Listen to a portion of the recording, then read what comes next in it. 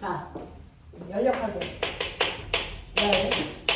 열이 뭐야? 얼마나 물체가 차고 얼마나 물체가 뜨겁냐라고 하는 물체 차고 뜨거운 온도 표현에 자, 이 물체가 얼마나 뜨겁고 차가운지를 표현을 할 때요. 칠판 만져도 사람들마다 표현법 다르죠. 시원하다고 표현하는 사람도 있고 같은 온도지만 차갑다라고 표현하는 사람도 있어. 그래서 차고 뜨거운 정도를 주관적이 아니고요. 객관적인 숫자로 표현한 거 우리가 필요하겠죠. 그거 뭐라 그러니? 이거 온도라고 하는 거야. 그래서 차고 뜨거운 정도를 객관적인 숫자로 표현한 걸 온도라고 한다. 이렇게 되는 거죠. 이 온도 체계에는 세 가지가 있어. 온도 체계 뭐 있어? 섭씨 온도 있어. 또 하씨 온도 있어. 또 절대 온도 있어. 그래서 섭씨 온도는 스몰 t로 표현해. 단위는 도시고 하씨 온도는 f 표현해. 단위는 도F야. 절대 온도를 라지 t로 표현해. 라지 t로 표현해. 얘 라지 t, 얘 스몰 t. 구별. 그래서 절대 온도의 단위 뭐니? 켈빈이죠. 자, 얘네들을 만들 때요. 혹시나 너네들이 됐어. 수능에서 나오지 않지만 혹시나 면접 보러 가야 되는 사람들이 있으니까 자, 섭씨 온도와 화씨 온도를 만들 때 기준이 있었겠지. 자, 섭씨 온도와 화씨 온도를 만들 때 기준이 뭐냐? 맨 처음에 온도를 만들 때 기준. 그게 뭡니까? 바로 물의 상태 변화를 기준으로 만드는 온도가 섭씨 온도와 화씨 온도야. 그러니까 물을 가지고 있고 열을 가해. 그럼 물이 끓기 시작하겠지. 그 물이 끓기 시작하는 순간의 온도를 우리가 끓는 점 이렇게 할 거잖아. 얼기 시작하는 온도를 우리가 어는 점 이렇게 얘기할 거지. 그랬을 때 섭씨 온도는요. 물이 얼기 시작하는 그 차가운 정도를 뭐라고 표현했어? 0이라고 잡았어. 끓기 시작하는 온도를 뭐라고 잡았어? 100이라고 잡았어. 그러니까 그 두 개 사이에 온도 간격을 100등분으로 나타내는 게 섭씨 온도야. 그랬을 때 그 한 등분이 섭씨 온도의 1도라는 기준이 된 거야. 알겠어? 이렇게 잡은 거야. 그래서 물은 100도에서 끓는 게 아니고 물이 끓기 시작하는 온도를 100으로 잡아버리고 뿐이야. 알겠어? 근데 화씨 온도는 물이 끓기 시작하는 온도를 얼마로 잡았을까? 바보들아. 얼마로 잡았니? 212도에 잡아. 얼기 시작했을 때는 얼마? 32도에 잡아. 그래서 항상 면접에서도 많이 나오는 문제야. 알겠냐? 온도치계. 자, 이렇게 잡아. 그러면 이 사이가 몇 등분? 180등분. 180등분이니까 100등분으로 나눴을 때보다 훨씬 더 촘촘하게 나눴겠지. 그때 한 간격이 화씨 온도의 1도F야. 그래서 이렇게 잡아낸 거야. 되겠냐? 그래서 물의 상태 변화를 기준으로 만드는 온도가 섭씨 온도와 화씨 온도다. 그럼 절대 온도는 물의 상태 변화 아니에요? 아니에요. 그러면 절대 온도는 뭡니까? 라고 얘기하면 우리가 알고 있는 것처럼 여러분이 기체 상태의 물질은요. 다른 상태에 비해서 부피 변화가 잘 일어난다. 그랬죠? 그러면 기체의 부피를 변화시키는 원동력이 뭐죠? 온도와 압력이란 말이야. 그래서 그 중에서 기체의 부피를 변화시킬 텐데 어떻게 하면 기체의 부피가 커져요? 압력을 뭐 하면 되죠? 압력을 낮추면 돼요. 됐어? 그러면 압력과 부피 사이에 무슨 관계가 있니? 반비례 관계가 있죠.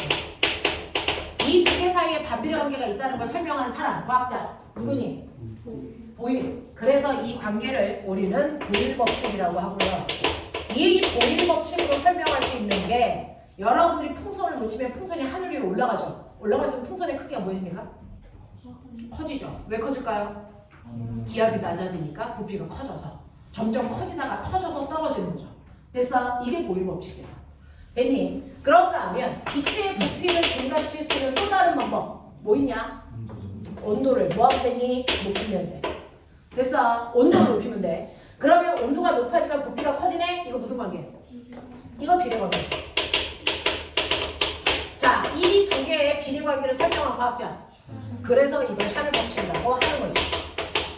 이 샤를 법칙의 가장 대표적인 게 뭐 있습니까? 뜨거운 물에 찌그러진 탁구공을 집어넣으면 탁구공이 펴지는 게 샤를 법칙이야. 알겠습니까? 면접에서 많이 나오는 문제들입니다. 기억해 두세요. 자, 그러면 여기에서 보일 법칙은 반비례 관계라고 그랬거든요. 반비례 관계는요. 압력과 부피 사이에 정확하게 반비례 관계가 있어야 돼 라고 한다면 압력이 2일 때 부피가 1이었는데요. 압력이 1이 되면 부피가 2가 되죠. 이래야 반비례입니다. 됐죠? 그래서 반비례라는 건 압력과 부피를 곱한 값은 항상 일정한 상수값을 가져야 돼. 이게 반비례거든? 근데 이러려면 조건 하나가 붙어야 돼. 뭐 해야 돼, 이게? 네. 정확하게 이때 온도는 뭐해야 된다? 일정해야만 이 반비례 관계가 유지된다. 되겠습니까? 이렇게 된다는 거죠.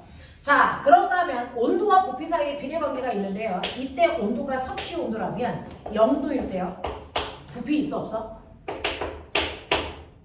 0도일 때 부피가 있을까 없을까? 기체 부피. 당연히 있어야죠. 그러니까 한겨울에도 대기권이 존재하잖아요. 무슨 말인지 알죠? 그래서 0도일 때도 기체의 부피는 존재한다. 거기서부터 온도를 높이면 부피가 일정하게 증가한다. 이 얘기죠. 근데 거꾸로 봐봐. 그러면 온도를 낮추면 어떻게 되니? 부피가 줄겠죠. 줄다 줄다 보면 어느 순간에 기체의 부피가 얼마가 되겠니? 0이 되는 순간에 온도가 있겠지. 이거 섭씨 온도 몇 도? 마이너스 273도. 됐어. 그렇다면은 영하 마이너스 273도를 기준으로 하면 온도와 부피가 정확하게 정비례 관계를 갖는 온도를 만들 수 있지. 됐어. 이때 됐어. 온도와 부피 사이의 정비례 관계를 갖기 위해서는 이 온도를 0으로 잡아서 새로운 온도체가 필요하지. 이렇게 해서 만든 온도가 뭐니? 절대 온도. 됐어. 기체의 부피를 0을 만드는 순간의 온도를 0켈빈으로 만들어 놓은 게 바로 절대 온도다.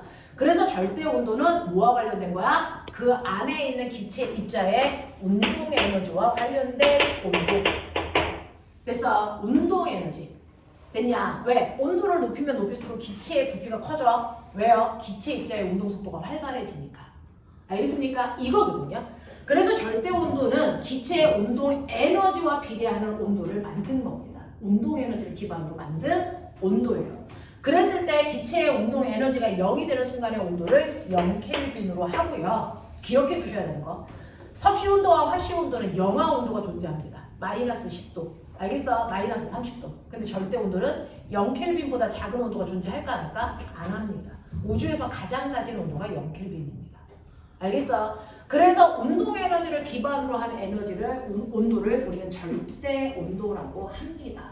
그러면 앞으로는 여러분들 온도를 통해서 운동 에너지를 막바로 알면 좋으니까 여러분들이 알고 있는 것처럼 만약에 절대 온도가 10켈빈이었다가요. 절대 온도가 20켈빈이 됐다고 쳐.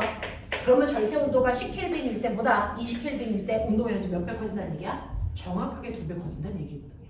됐죠? 그래서 운동 에너지를 표현하는 온도 체계를 절대 온도라고 한다. 그러면 앞으로는 우리가 열 에너지라는 걸 얘기할 때도 운동 에너지와 비례하는 값을 갖게 하기 위해서 모든 열은 절대 온도로 표현하기로 했다.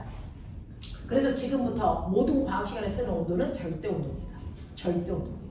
그럼 우리가 그동안 섭씨 온도로 표현했었는데요. 어떻게 하면 섭씨 온도를 절대 온도로 바꿀 수 있어요?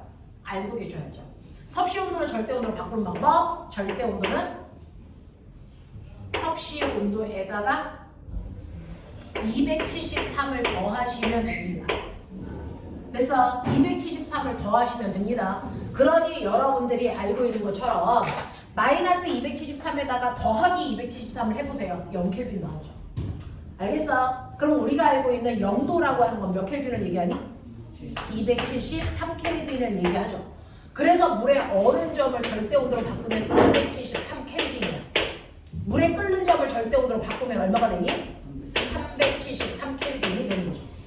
알겠어? 그러면 섭씨 온도에서 100도 올라갔어요. 절대 온도에서 얼마 올라갑니까? 100켈빈 올라갑니다.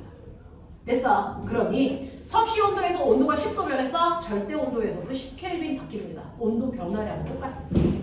알겠냐? 이렇게 된다. 그래서 섭씨 온도와 절대 온도를 변화시킬 수 있어야 되고요. 앞으로는 모든 온도를 절대 온도로 표현합니다. 그래야 에너지로 전환이 막바로 되니까. 알겠습니까? 이렇게 돼요. 이렇게 되면서 여러분들이 알아두셔야 되는 거 앞에서 배웠죠? 어떤 물체가 움직여? 운동의 에너지고요. 그 중에서요. 움직이는 고체 상태의 덩어리 물체의 운동 에너지는 2분의 1 mv 제곱으로 기록했어. 맞죠? 고체 상태 물질의 운동 에너지는 이렇게 되었습니다.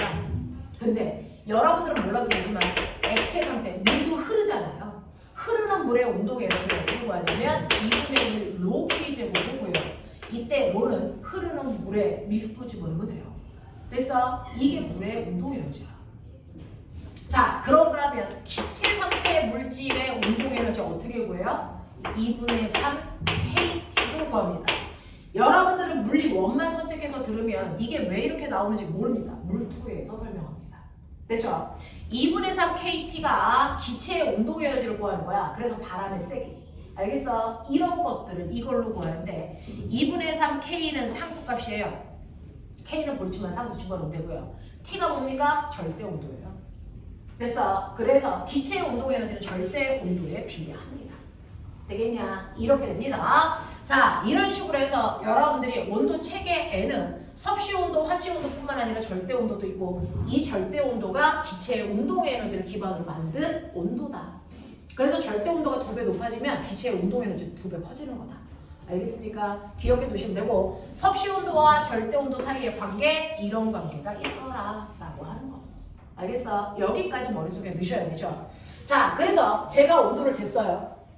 온도를 쟀더니 각각의 물질들이 다양한 온도를 갖겠죠. 그랬을 때 저는 이렇게 수족 안에 온도가 다른 2개의 물을 집어넣을 거예요. 하나는 A 80도의 뜨거운 물을 집어넣고요. 하나는 B 20도의 차물을 집어넣습니다. 이거 200g, 이거 400g 이렇게 물을 집어넣고 치자. 자, 그럼 온도가 다른 데 접촉시켜 봅니다. 어떤 일이 발생할까요? 뭐가 일어나니? 열의 이동이 일어나서 결국은 두 물체의 온도가 뭐해집니까? 달라집니다. 됐죠?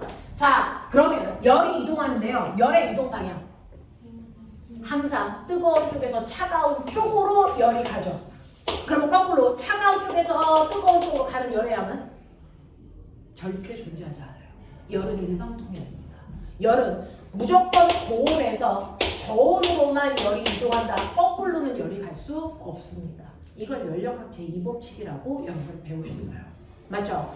자, 그래서 항상 뜨거운 물체가 차가운 물체 쪽으로 열을 줍니다. 그래서 열이 이동하는데 자, 그 열의 이동에 의해서 80도의 뜨거운 물은 온도가 점점 낮아질 거고요.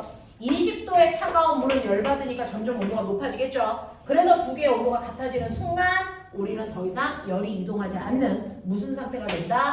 열 평형 상태가 된다. 이렇게 배웠습니다. 됐죠? 자, 이런 식으로 해서 온도가 같아지는 열 평형이 일어납니다. 그러면 이때요. 뜨거운 물질에서 차가운 물질 쪽으로 얼마만큼의 열이 이동이니? 이동한 열의 양을 뭐라 그럴까? 고온의 물질에서 저온의 물질 쪽으로 열이 이동했대요. 자, 이동한 열의 양을 뭐라 그럽니까? 열량이라고 배웠죠. 주밑에. 됐어. 이동한 열의 양을 우리가 열량이라고 하고요. 이 열량을 다른 말로 뭐라 그러니? 열량을 다른 말로 뭐라 그러니? 이게 바로 여러분들이 배우는 열 에너지죠. 그래서 열량을 열 에너지라고 하는 겁니다. 같은 말이에요. 됐죠? 그래서 열량은요, 이동한 열 에너지를 얘기한다. 그러면 이러한 열량 Q, 이거 어떻게 구해요? Q는 네, C, 암, 타 이렇게 외우죠. 중학교 2학년 가장 마지막 단원입니다. C, 암, 타 이렇게 외우죠. 자, 그랬을 때 여러분이 알고 있는 열량이라고 하는 R는 C가 뭐니? 비열 곱하기 M이 뭐니? 질량 곱하기 델타 T가 뭐니? 온도 변화량. 이렇게 해서 이동한 열의 양을 구하는데요. 그 이동한 열의 양이 바로 고온의 물체가 저온의 물체 쪽으로 준 열의 양을 얘기한 거죠. 그러니까 고온의 물체가 잃은 열 에너지를 얘기하는 거예요. 거꾸로 얘기하면 고온의 물체가 잃은 만큼 저온의 물체는 얻은 거죠. 그래서 이걸 우리는 싸잡아 열량이라고 부르는 겁니다. 그래서 그러면 얼마만큼의 열이 이동했는지는 고온의 물체의 잃은 열량을 구하던 저온의 물체의 얻은 열량을 구하던 둘 중에 하나 구하면 돼. 그래서 그러면 우리는 이 둘을 갖다가 놓으면 얘네들이 열평형이 된 온도도 구할 수 있었죠. 해볼까요? 해볼까요? 여러분들 지금 물리 시간에 배우는데요. 화학원에서도 나오는 문제입니다. 화원에서도 나옵니다. 아세요? 자, 그러면 열평형이 되는 온도 구해볼게요. 첫 번째, 고온의 물체가 이른 연령을 볼게요. 고온의 물체는요, 물이니까 비율이 얼마? 1. 됐어. 그리고 고온의 물체의 질량이 얼마입니까? 저기 써놨죠? 200g입니다. 그리고 온도 변화는요, 80도에서 열평형이 되는 T도까지 온도가 내려갔으니까 80 빼기 T 하면 온도 변화가 나오겠죠. 이게 고온의 물체가 이른 연량이에요. 그러면 저온의 물체가 얻은 연량이랑 같다며? 저온의 물체도 물입니다. 비열이 1입니다. 그리고 저온의 물체의 질량은 400g이라는 생각 400g 집어넣으시면 되겠죠.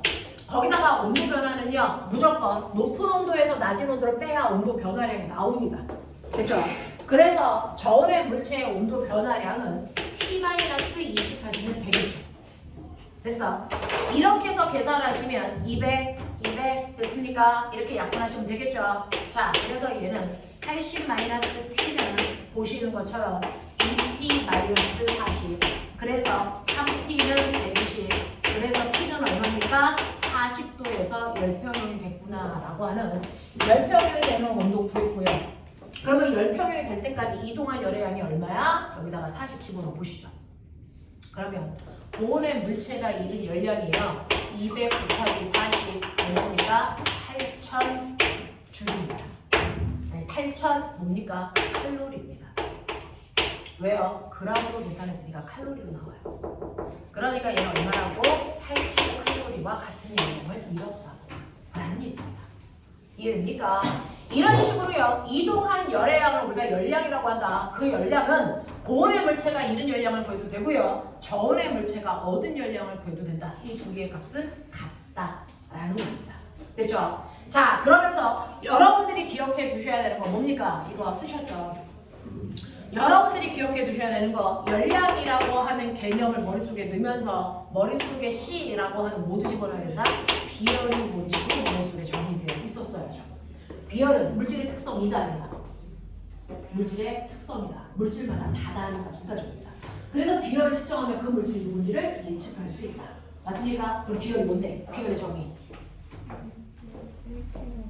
네, 비열은 모든 물질 1kg을 이게 1도 높이는 데 필요한 열 에너지요. 이걸 중학교 때는 다 열량 이렇게 붙였던 거죠.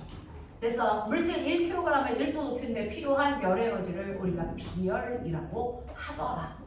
됐습니까? 자, 그래서 여러분들이 알고 있는 것처럼요. 이렇게 수조에다가요. 반쪽을 잘라서 여기에는 물 1kg을 넣어. 반쪽을 잘라서 여기에는 모래 1kg을 넣어.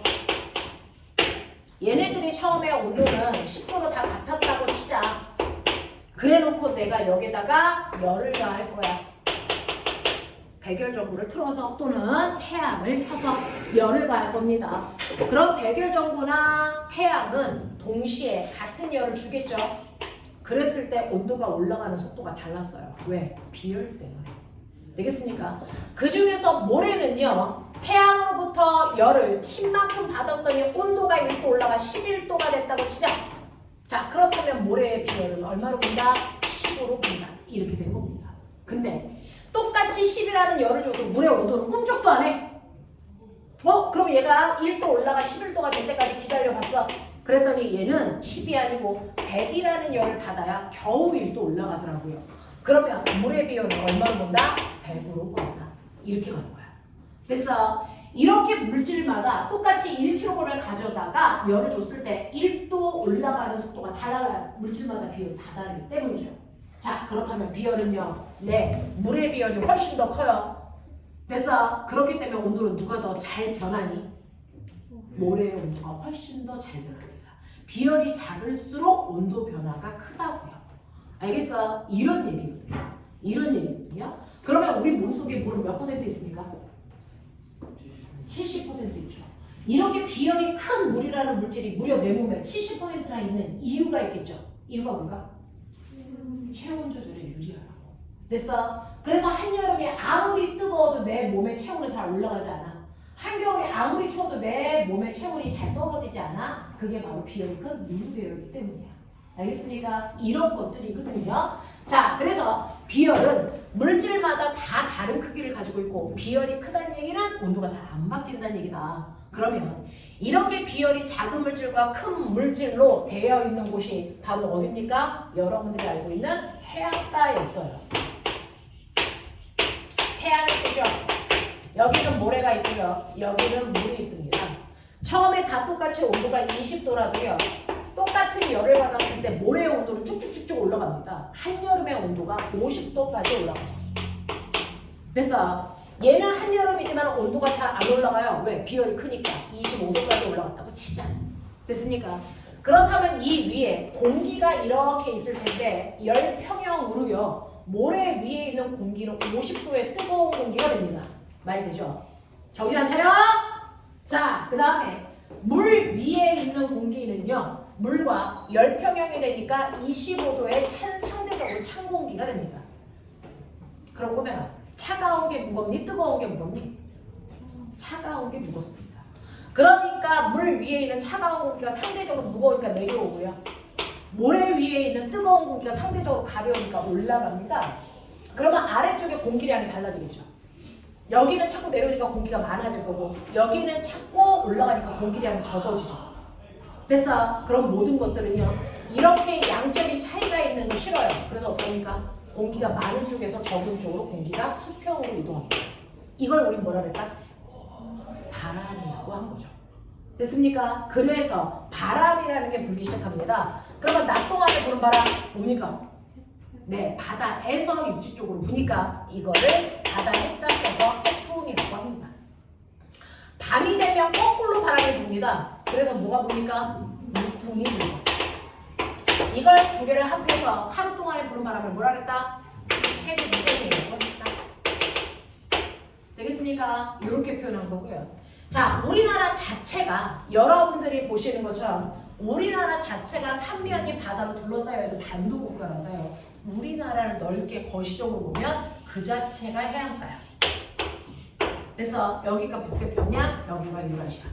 알겠어? 그러면 낮과 같은 계절 뭡니까? 여름은요. 바다가 시원하고요. 육지가 뜨겁단 말이죠. 여름은 바람을 맞으면 시원합니다. 왜? 바람은 무조건 차가운 쪽에서 뜨거운 쪽으로 공기가 이동하면서 생기는 거니까. 그래서 그러니 여름철에는 바다가 시원하니까 바다 쪽에서 육지 쪽으로 바람이 이렇게 불어요. 자, 풍향 읽어. 풍향 읽어. 이게 뭡니까? 남동 계절풍이죠. 그래서 여러분들이 알고 있는 것처럼 여름철에 부는 바람은 남동 계절풍이 불어요. 겨울처럼 바람이 거꾸로 불겠죠? 이거 뭐라고 읽어? 북서 계절풍. 이렇게 우리나라에서 계절풍이 부는 것도 바로 비열차에 의해서 생긴 바람입니다.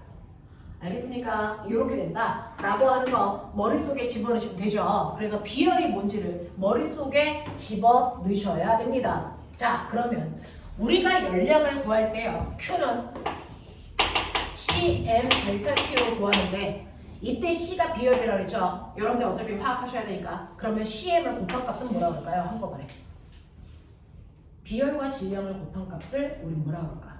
이거 화학 시간에 나옵니다. 자, 이거를 열용량이라고 합니다. 알겠습니까? 이거는 열용량이라고 해요. 비열에다 질량을 곱한 값이 열용량입니다. 그래서 여러분들 실제로요. 여러분이 습식 사우나 속에는 들어갈 수 있는데요. 온탕에는 들어갈 수가 없어요. 뭐냐면 온탕의 온도가 40도만 돼도 들어가서 너무 뜨거워서 사람들이 잘 못 들어가요. 그래서 그러니 80도에 들어가면 수육입니다. 인간은 못 들어가요. 그래서 화상이 없습니다. 근데 여러분이 사우나 가면 찜질방 가면 거기에 그래서 습식 사우나도 건식 사우나도요. 사우나 가면 80도라고 써져 있는 사우나 속에는 사람이 들어갑니다. 여기는 못 견디는데 여긴 견딘다고요. 뭔 차일까? 응? 뭔 차일까? 이 둘이 가지고 있는 연료량 차이. 온탕은요 시간은요 물이 엄청나게 많죠. 물 입자 하나하나가 80도의 열을 가지고 있는데 그 80도의 열을 가지고 있는 물의 입자들이 엄청나게 많아. 그래서 온탕 속에는 물이 2000톤이 있어. 됐어? 네. 그리고 온도가 40도야. 되겠습니까? 네. 이렇게 될 아이가 있다고요. 그러면 여기다 곱하기 이거 하시면 그 40도의 물이 가지고 있는 총 열의 양이 나와. 그 열을 나한테 공급하니까 화상이 있는 거야. 알겠어? 근데 사우나에 가시면요 이게 물이 아니고 수증기 상태로 있어요. 그 수증기들 다 모아봤자 10g도 안 됩니다. 됐어? 온도는 80도인데 그 80도에 10g이 가지고 있는 열보다 40도의 온탕에 2000톤이 가지고 있는 열의 양이 훨씬 더 많아서 나한테 데미지를 더 많이 주는 겁니다. 이건 열용량입니다. 무슨 말인지 알겠어? 이렇게 된다. 그래서 비열에다가 질량을 곱한 만큼을 열용량이라고 하는 표현으로 쓴다. 총 가지고 있는 열의 양 이런 뜻입니다. 그래서 이런 식으로 의미 해석할 수 있으면 되겠어요. 자, 그러면서 선생님이 하나 물어보죠. 고대 면접에서 나왔어요. 고대 면접에서 나왔습니다. 실제로 온도가 다른 두 물체를 접촉시켰을 때요. 열이 이동합니다. 열이 이동하는데요. 여러분 이 그래프. 꼬맹아 졸려면 눈 열평이 될 때까지 그래프 그렸어요. 이 그래프 왜 이렇게 그려? 이 그래프 이렇게 그리면 안 돼? 이거 왜 기울기가 직선이 아니고 곡선이어야 돼? 이게 고대 면접에서 나온 거예요. 구슬 면접. 이게 열평이 될 때까지 온도 변화 그래프를 그렸는데요. 직선이 아니고 곡선이 이유.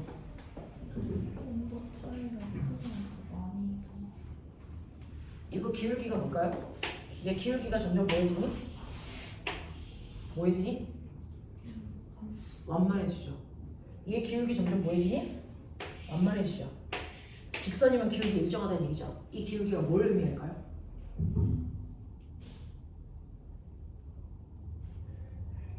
뭘 의미할까? X축이 뭡니까? 시간입니다.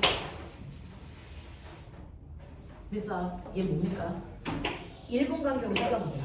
뭡니까? 같은 시간 동안의 온도 변화량이죠.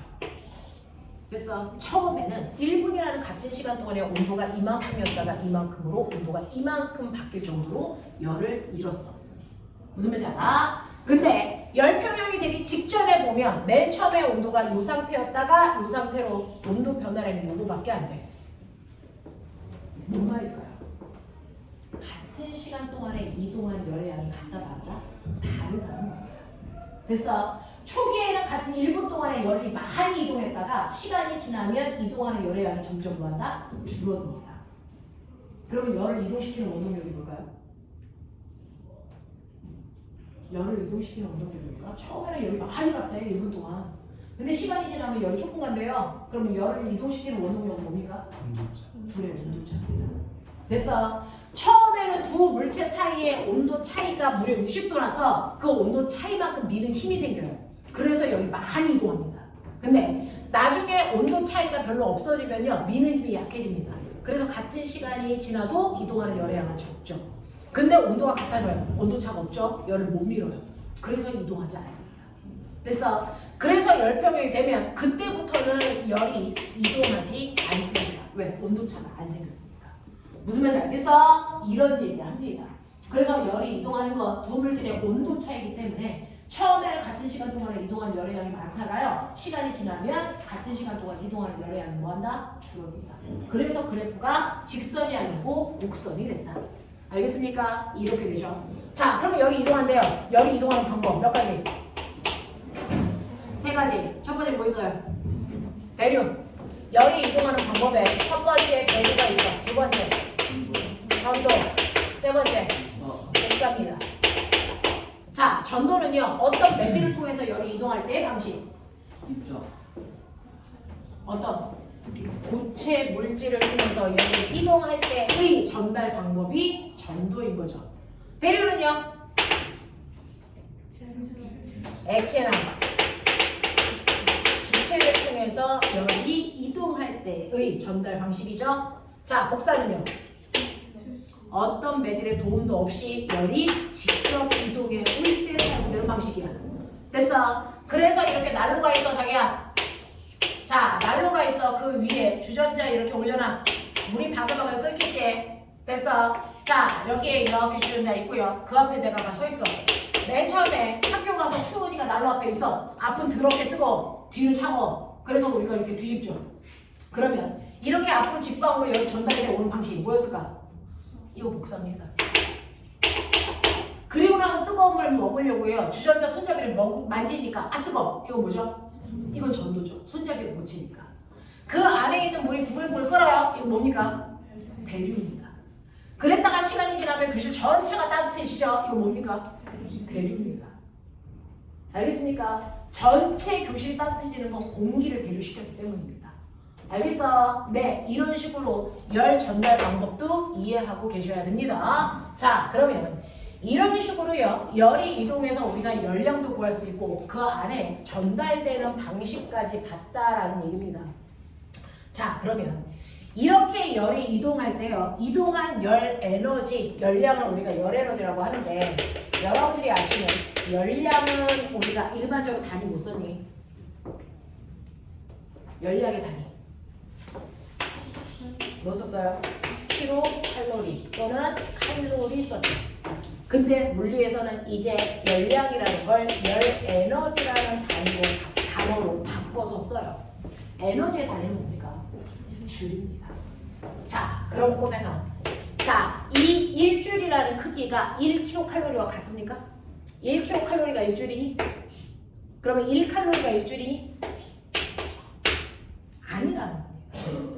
됐어. 네. 칼로리의 단위와 줄의 단위가 같지 않습니다. 그러면 1kcal가 몇 줄의 1과 같은지를 실험한 사람이 누굴까요? 1kcal가 몇 줄의 에너지와 같은지를 실제로 실험해서 됐어. 단위를 환산할 수 있게끔 만들어준 과학자가 있다? 누구게? 이거 물투에 나옵니다. 그냥 알아두고 가세요. 그 실험한 사람이 줄입니다. 그래서 그 사람이 업적을 기르려고 줄이라는 단어를 쓴 겁니다. 됐어. 그래서 여러분들이 머릿속에 잠깐 집어넣고 가시면 좋은 게 줄의 실험자입니다. 줄은요 어떻게 했었냐면 됐죠? 이렇게 물이 들어있는 수조에다가요 이렇게 프로펠러가 달려있는 나무대기 집어넣고 이 끝에 추 하나를 달아요. 그러면 추를 퉁 하고 칩니다. 그러면 추가 이렇게 내려오면서 프로펠러를 막 돌려요. 됐어? 맨 처음에 추가 가지고 있는 무슨 에너지가? 네, 추의 위치 에너지가요. 추가 내려오면서 감소해서 무슨 에너지로 바뀌니? 프로펠러의 온도 에너지로 바뀌어요. 그래서 프로펠러가 막 돌면 그 안에 있는 물과 뭐하니? 충돌. 그래서 그 충돌에 의해서 뭐가 발생하니? 열 에너지가 생겨요. 그때 받은 열로 물의 온도가 높아지는 열량이 생기는 겁니다. 됐어? 자, 그랬을 때 물의 온도가 만약에 프로펠러가 돌리면서 10도가 20도가 됐다. 그러면 이때 물이 받은 열량이 얼마인지 계산할 수 있죠? Q는 CMT로. 그래서 열량을 계산하니까 예를 들어 이게 100칼로리라고 치자. 근데 추가 내려오면서 감소하는 위치 에너지는 얼마냐면 10줄이라고 치자. 그러면 이걸 통해서 알 수 있는 거 100kcal는 10줄의 에너지와 뭐하다? 같다. 이 뜻이거든요. 됐어? 그러면 결국은 1줄은 10kcal와 같은 열량이야. 이렇게 계산하면 되잖아요. 됐죠? 이렇게 했던 게 줄이라는 사람이야. 그래서 그 줄이라는 사람이 알아낸 양이 1kcal로 얼마의 일을 할 수 있다? 4200줄의 일을 할 수 있다는 걸 알아낸다. 됐어? 이거를 우리는 열의 일당량이라고 한다.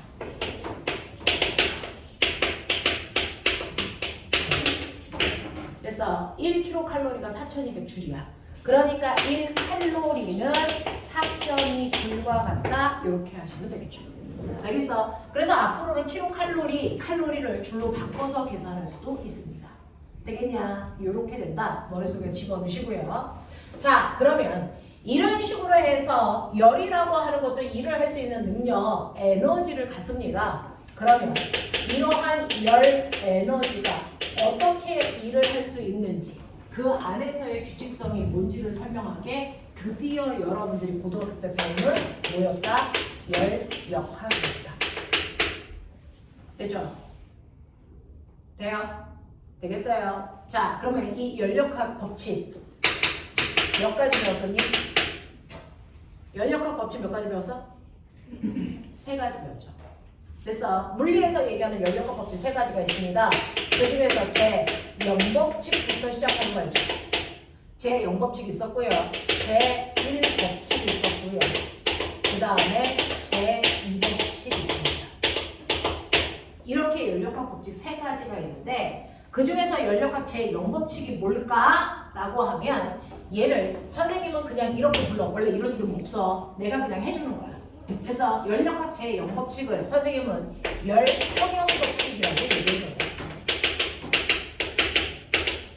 연력학 제 0법칙은 무슨 내용이냐면요. A와 B의 온도가 같대요. 근데 B와 C의 온도가 같대요. 그럼 내가 측정해보지 않아도 따라서 A와 누구의 온도? C의 온도가 같다. 국어로 얘기하면 3단 문법이 성립합니다. 이걸 연력학 제 0법칙이라고 해요. 됐어? 네. 자, 그런가 하면 연력학 제1법칙 얘가 제일 헤비했었죠. 여러분들 배울 때. 자, 연력학 제1법칙을 다른 말로 열에너지 보존법칙이라고 한다. 정신 안 차려? 열에너지 보존법칙이라고 하는데요. 이 열에너지 보존법칙 머릿속에 들어가 있죠. 피스톤이 있어. 이 안에 기체가 이렇게 들어가 있어. 근데 내가 알콜 램프로 이한테 가열을 해서요. 알콜 램프로부터 기체 속으로 열이 이동하게 해. 열량을 가한다는 얘기죠. 됐죠? 자, 열량을 가해주면 예를 들어 100만큼의 열량을 가해줬다고 쳐. 그러면 이 열량은요. 됐어. 열을 받은 기체의 뭐요? 운동 에너지를 증가시켜요. 그걸 우리는 기체는 내부 에너지를 변화시킨다 이렇게 표현하죠. 기체의 운동 에너지를 증가시키는데 60만큼의 에너지를 썼다고 쳐. 그럼 선생님 60만큼만 썼어? 그럼 40 어디 갔어요? 어디 안 갔어요. 이 40은 뭐 할 때 쓴다 했어요? 기체의 운동 속도가 활발해지면 그래서 기체들이 피스톤에 와서 부딪히는 횟수가 뭐하니? 증가. 그러면 결국은 피스톤이 뭐합니까? 여기에서 기체가 미는 힘을 받아서 S만큼 이동해서 피스톤 뚜껑이 여기까지 오죠. 그러면 기체 입장에서는 힘을 줘서 뚜껑을 밀고 갔습니다. 자, 기체가 뭐 했다? 일했다. 알겠습니까? 네. 그래서 기체가 일을 하게 됐는데 그 일의 양이 얼마나 되니까 40이라는 겁니다. 됐어. 그래서 무조건 에너지는 언제나 보존돼야 된다. 언제나 보존돼야 된다. 그게 열 에너지여도 보존돼야 된다. 그래서 외부로부터 받은 열 에너지가요. 기체의 내부 에너지를 증가시키고 그리고 일한 만큼을 더한 양이랑 반드시 같아야 된다라는 얘기입니다. 그래서 이게 바로 연력학 제1법칙이죠. 되겠냐? 그러면 연력학 제1법칙 하고 나서 연력학 제2법칙 해드릴게요. 이거 머릿속에 다 가지고 계십니다. 자, 그러면 연력학 제1법칙에서 여러분들이 보시는 것처럼 Q는 열량이라는 열 에너지예요. 그 다음에 델타 U는 기체의 운동 에너지고요. 이거를 우리는 내부 에너지라고 불러주는 것 뿐이야. 됐어? 그리고 W는 뭐냐면 기체가 한 일이죠. 됐어? 네. 그래서 기체의 내부의 에너지 변화량과 한 일을 더한 값이 외부에서 받은 열의 양과 반드시 같아야 된다. 이게 연력학 제1법칙이라고. 이래 이렇게 됩니다. 그걸 기호로 표현하면 이렇게 됩니다. 이해되겠어요? 자, 그러면 이런 식으로 낼 때요. 여러분들 여기서 알아두셔야 되는 거 에너지. 여기에는 두 개의 물질량이 있네요. 에너지하고 1. 그럼 좀 물어보죠. 에너지하고 1은 스칼라니 벡터니? 에너지하고 1은 스칼라니가 벡터입니까? 빨리 판단해요. 에너지하고 1은요. 방향이 있을까 없을까? 없습니다. 우리가 중학교 때 배웠던 것들 중에 힘을 뺀 나머지 물질량은요. 방향을 갖지 않는 스칼라 값입니다. 그러니까 얘네들도 싸그리 방향이 없는 스칼라 값이라고 해요. 그러면 물리에서는 플러스와 마이너스는 방향을 얘기한다 그랬는데요. 방향이 없는 에너지와 일에도 플러스와 마이너스를 붙입니다. 스칼라 값에 플러스와 마이너스를 붙이는 이유는 어떤? 그래서 행위를 표현하는 약자인 거죠. 그 중에서요. 내가 만약에 열량을 계산했더니 플러스 21에 플러스래. 이건 무슨 뜻일까? 이거 외부로부터 열을 뭐했다? 흡수했다라는 뜻입니다. 됐죠? 열량의 부호가 플러스가 나오는 건 열을 뭐했다? 흡수했다라는 표현이에요. 알겠어? 네. 그러면 열량의 부호가 마이너스가 나오면 이거 무슨 말일까? 열을 밖으로 버렸다, 방출했다라는 뜻으로 해석하시면 돼요. 됐어. 열량을 계산했는데 0 나왔어요. 이거 뭡니까? 열이 들어오지도 나가지도 않았다. 멋진 말. 멋진 말. 멋진 말. 열의 출입이 없어요. 멋진 말. 뭐? 단열 상태예요. 단열 팽창. 구름 배울 때 썼잖아요. 알겠습니까? 이렇게 된다고요. 자, 그 다음에 내부 에너지가 플러스래요. 이거 무슨 말이니? 기체의 운동 에너지가 증가했다는 얘기죠. 기체의 운동 속도가 빨라졌다는 얘기입니다. 자, 왜 빨라졌을까요? 기체의 운동 속도가 빨라지는 이유는 딱 하나밖에 없습니다. 뭐? 뜨거워졌기 때문입니다. 알겠어? 자, 그래서 내부 에너지로 운동 에너지가 플러스가 나왔다는 건 운동 에너지가 증가했다. 다시 말해서 얘는 온도가 뭐였다? 높아졌다 이 뜻입니다. 기체의 온도가 높아졌다. 그럼 내부 에너지가 마이너스다. 기체의 온도가 뭐해졌다? 낮아졌다. 이 뜻입니다. 됐어? 네. 그러면 기체에 온도 변화가 없으면요. 내부 에너지 0입니다. 온도 변화가 없다는 뜻입니다. 알겠냐? 네. 자, 그런가 하면 한일의 양이 플러스가 나온다. 이거 무슨 말입니까? 기체의 운동 속도가 활발해져서 피스톤 뚜껑이 밀려나왔다. 이걸 기체가 일했다라고 표현합니다. 됐어? 그래서 플러스를 우리는 기체가 일했다라고 읽을 거지만 실제로는 뭐다? 피스톤, 기체가 들어있는 부피가 뭐였다? 증가했다라는 뜻입니다. 됐어? 자, 마이너스는 뭡니까? 일 닫았다라고 우리는 읽을 거지만 사실은 됐어? 피스톤 뚜껑에 밀려 들어갔다. 부피가 감소했다는 뜻입니다. 되겠어? 부피 감소. 그러면 한 일이 여기다. 이거는 기체의 부피 변화가 없다는 뜻입니다. 이렇게 해석하셔야 돼요. 됐죠? 그러면서 여러분들이 연력학 제1법칙을 풀기 위해서 머릿속에 집어넣으셔야 되는 게 이상기체 방정식입니다.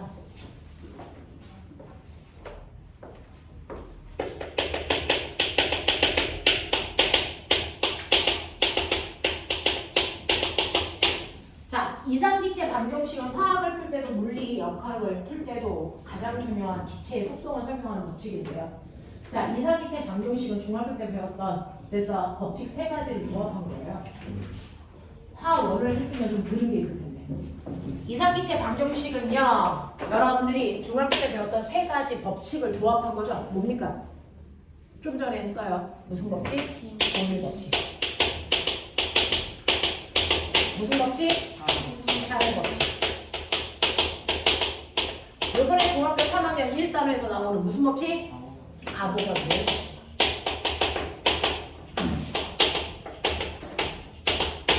보일 법칙은요, 압력과 부피를 곱한 값은 일정한 상수값을 갖는다. 이거죠. 됐죠? 샤넬 법칙은요, 절대 온도와 부피 사이에는 정밀의 관계를 가지고 있어? 그렇다면 기울기 안 바뀌어. 그래서 그러니 T분의 V 값은 항상 일정한 상수값을 가져. 이 뜻이죠. 됐죠? 자, 그 다음에 아보가드로 법칙은 뭡니까? 모든 기체들이 들어있는 입자의 개수는 기체가 차지하는 부피와 뭐한다? 비례한다. 이거죠. 맞냐? 이 세 개를 접목해서요. 실제로 과학자들은 뭐가 궁금했었냐면 그러면 이때 이 상수와 이 상수는 같아? 아니요. 절대 다 같지 않죠. 그럼 나 궁금한 거. 이때 이 상수와 이때 이거를 만족하는 둘을 동시에 만족하는 됐어 상수는 존재하지 않을까? 라는 겁니다.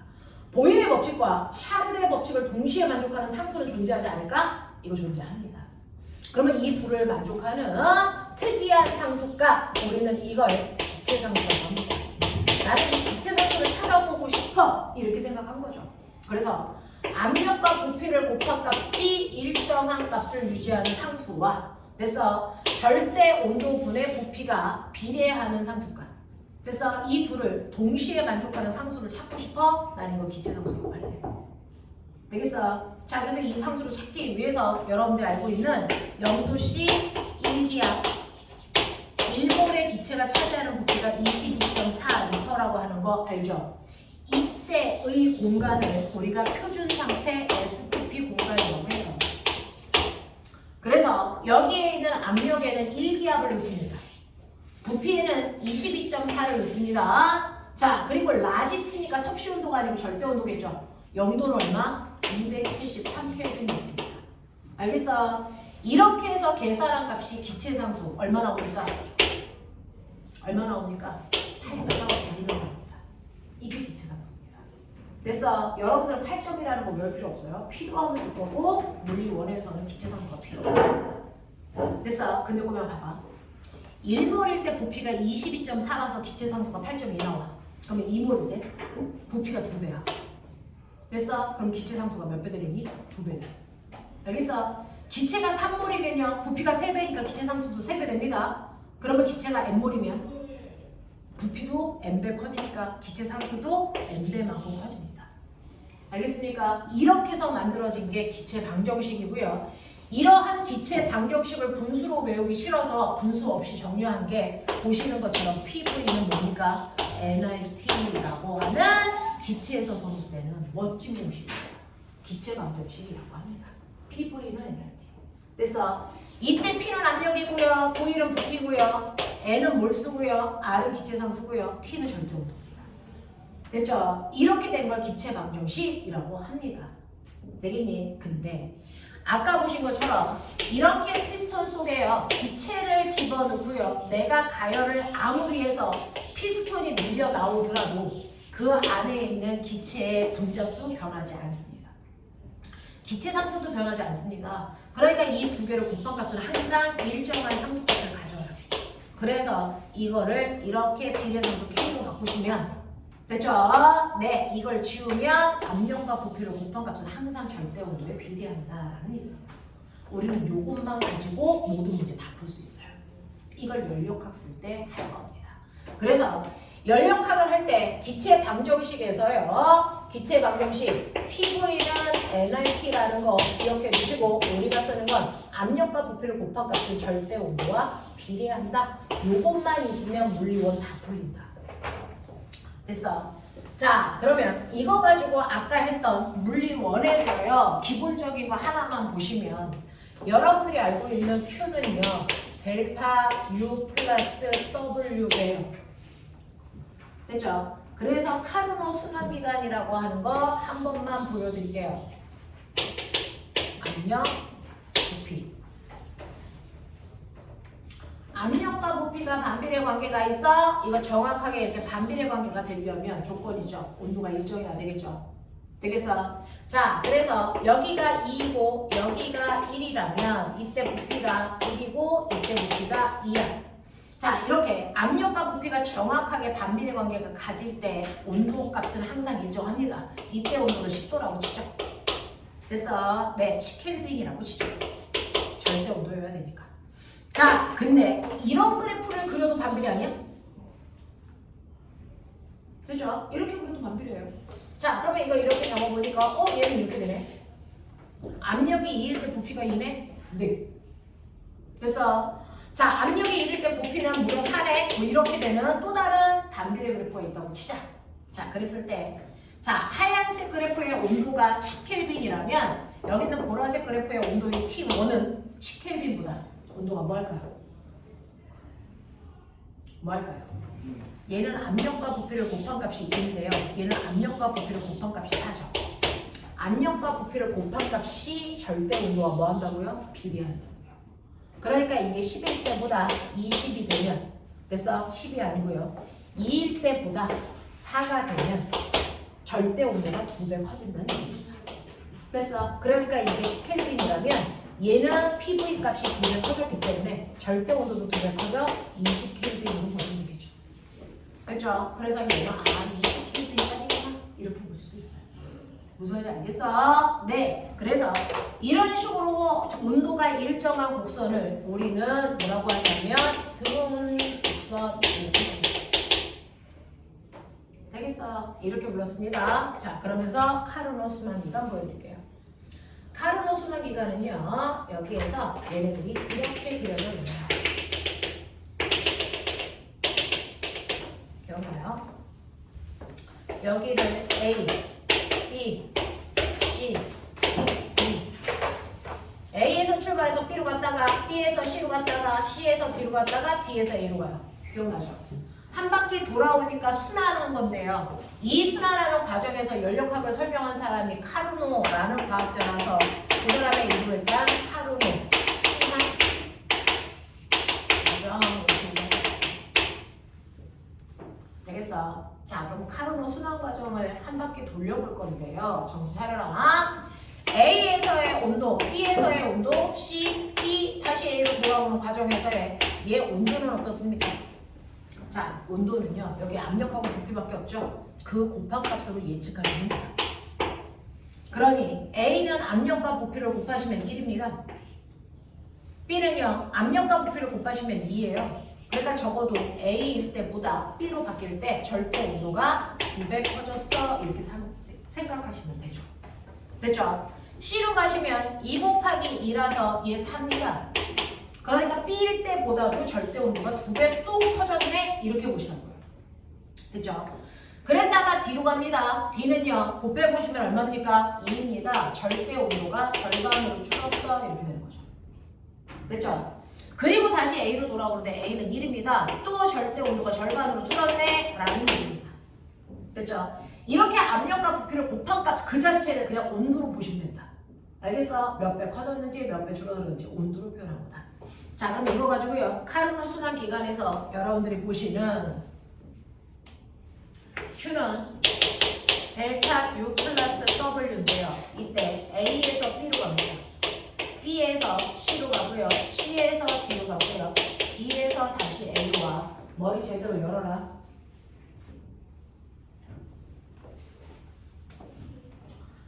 자, 그 중에서요. 첫 번째, 여러분들 A에서 B로 가는 과정에서요. 그래서 얘는 압력은 커졌는데 부피는 변화가 없죠. 이렇게 부피가 변화가 없는 걸 거짓말로 뭐라 그러니? 적, 구간.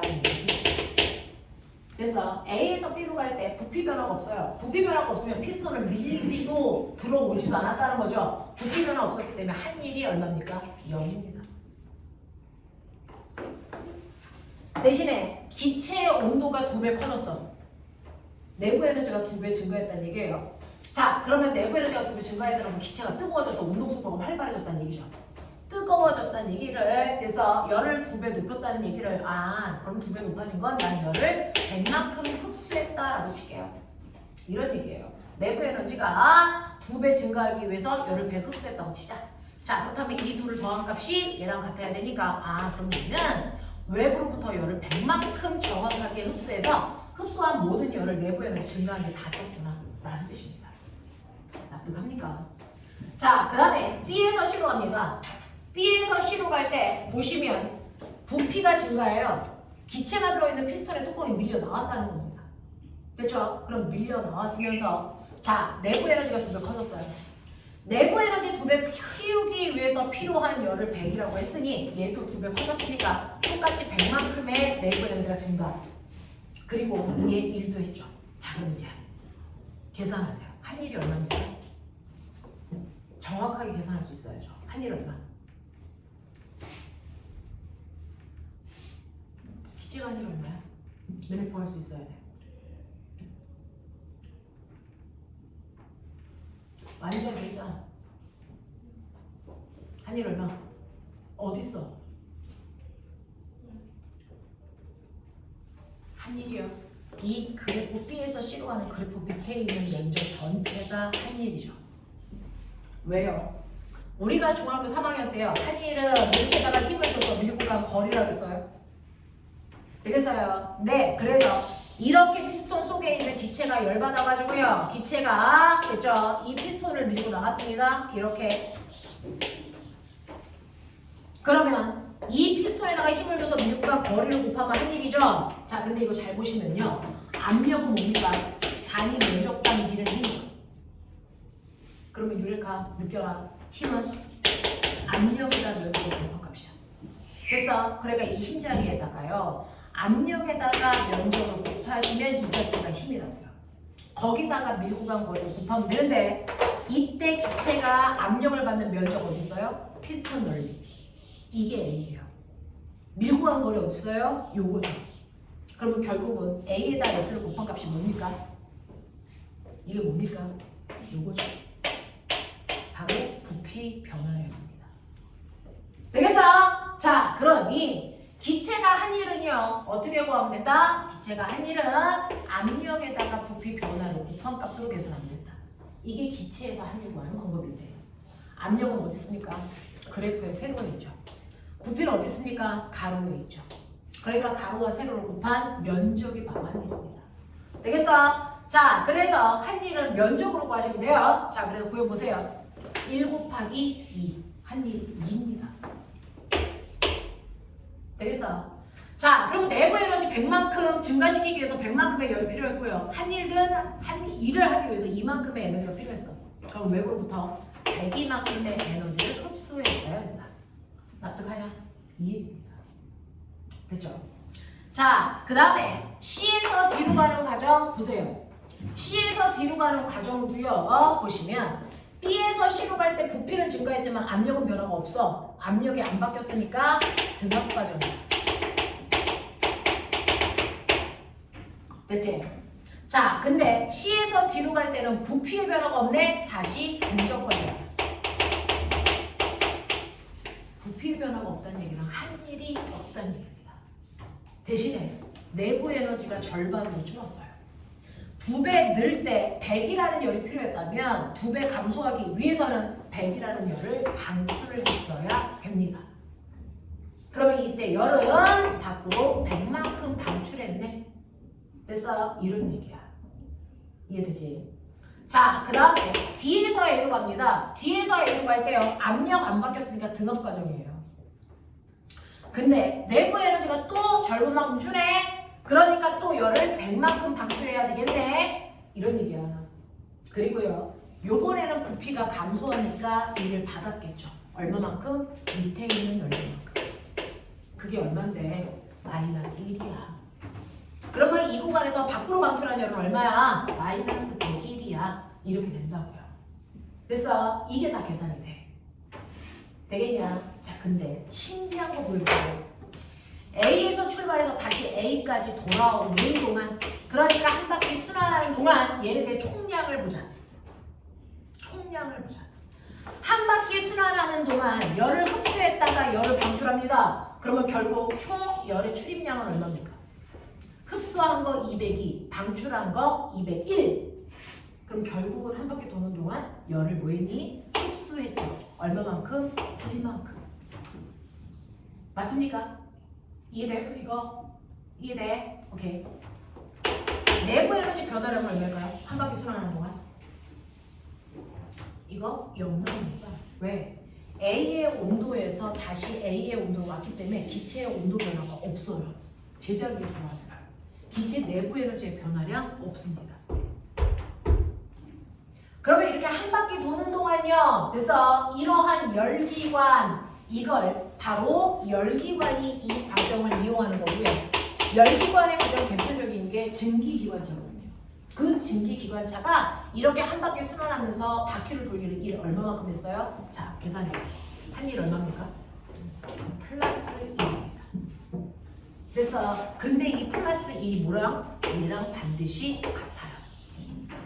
그래서 내부 에너지 변화는 없고요. 근데 보면 이 플러스 1이 어디게? 저 그래프에서 어디게? 바로 한 바퀴 도는 동안 만들어지는 이 사이 면적이요. 그래서 이 사이 면적만큼 흡수한 열과 방출한 열의 차이가 생긴다. 그게 바로 기차가 한 바퀴 돌아가면서 한 일이어야 합니다. 알겠습니까? 이게 카르노 순환기관의 그래서 내용입니다. 알아두시겠어요? 어떻게 계산하는지 알겠어요? 이렇게 됩니다. 자, 그러면서 이렇게 열기관, 자, 열기관이라고 하는 걸 한국말로 얘기하면 뭐냐? 카르노 순환기관이 열받아서 일하는 열기관에 대한 설명이에요. 열기관을 한국말로 뭐라고 하냐? 열기관이 한국말로 뭐야? 엔진이죠.